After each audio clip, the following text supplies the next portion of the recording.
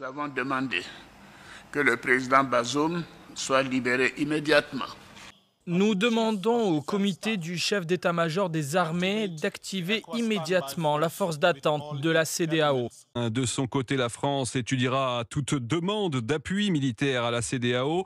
C'est ce que l'Élysée a fait savoir hier soir. Les chefs d'état-major vont donc se retrouver demain à Accra pour avancer dans les préparatifs militaires sur la force en attente de la CEDEAO. Cette force, comme son nom l'indique, désigne un ensemble de soldats des armées des pays membres en attente, c'est-à-dire prêts à être mobilisés en cas de crise dans la région.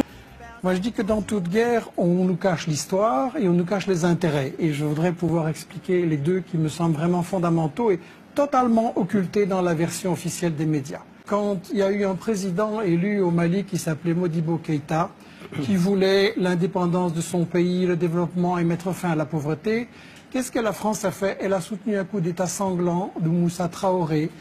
Modibo Keïta a crevé en prison et Moussa Traoré, ça a été une dictature épouvantable pendant 23 ans. Ensuite, il y a eu d'autres marionnettes à la place. Mais comment on peut être pauvre quand on est riche? Et toute la région, le Niger, c'est un pays où c'est le dernier pays sur la liste du niveau de pauvreté dans le monde. Et c'est un pays très riche avec l'uranium. Et donc, il faudrait expliquer ce que vous cachez soigneusement. Areva, c'est le numéro 1 de l'exportation nucléaire dans le monde.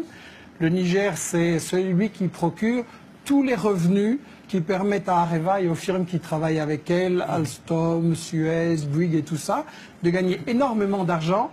Et pendant ce temps-là, monsieur, les Nigériens, ils crèvent de faim. Au Niger, la France maintient depuis l'indépendance, depuis 1960, un système que à survie nous qualifions de néocolonial, par une mainmise politique et militaire sur le gouvernement.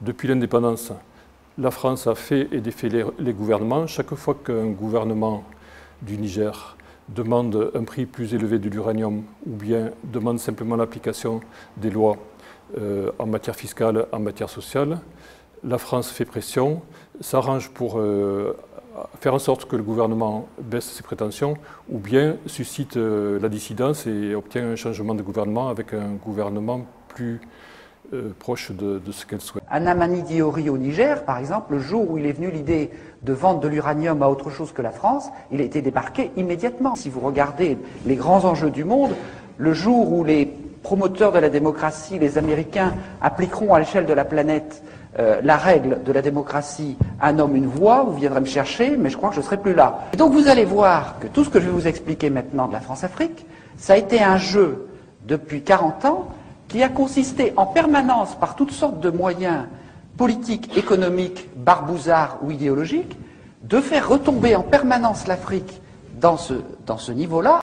La France-Afrique, c'est ce qui a été mis en place en 1960, au moment où De Gaulle, à cause de la pression de l'histoire, a dû accorder l'indépendance aux pays d'Afrique. Il a à ce moment-là décrété une nouvelle légalité internationale, l'indépendance. Et en même temps, il a chargé son bras droit, Jacques Foccart, de faire exactement l'inverse. Pour 3 ou 4 raisons.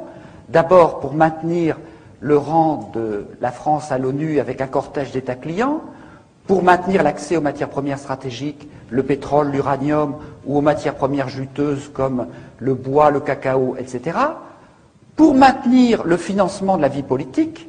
Depuis 1966, ils extraient, ils exploitent, mais ils n'ont jamais payé un franc. Comme c'est l'uranium, nous ne devons rien dire. Et aussitôt qu'on veut essayer de demander, de parler, on nous fait taire. L'influence française est tellement grande qu'elle le montre clairement que c'est elle, la France, qui est propriétaire. Le Centrafrique lui appartient, c'est sa propriété. L'indépendance dont on proclame partout ça et là, ce n'est que des jeux de mots, c'est tout. Et comme j'ai dit, dans la politique africaine, la France intervient souvent. La France a intervenu, je dis bien, je n'ai pas demandé, j'ai dit je ne le fais pas, de changer la Constitution. C'est toujours la France qui fait, et c'est toujours la France qui critique, et c'est toujours la France qui est derrière. L'Europe, de tous les continents du monde, est le continent le plus brutal où il y a eu les guerres les plus sauvages. C'est pas l'Afrique. Il faut connaître l'histoire. Et l'histoire donne une dimension à vos engagements, une couleur à vos engagements. Vous êtes le produit d'une nation et d'un continent.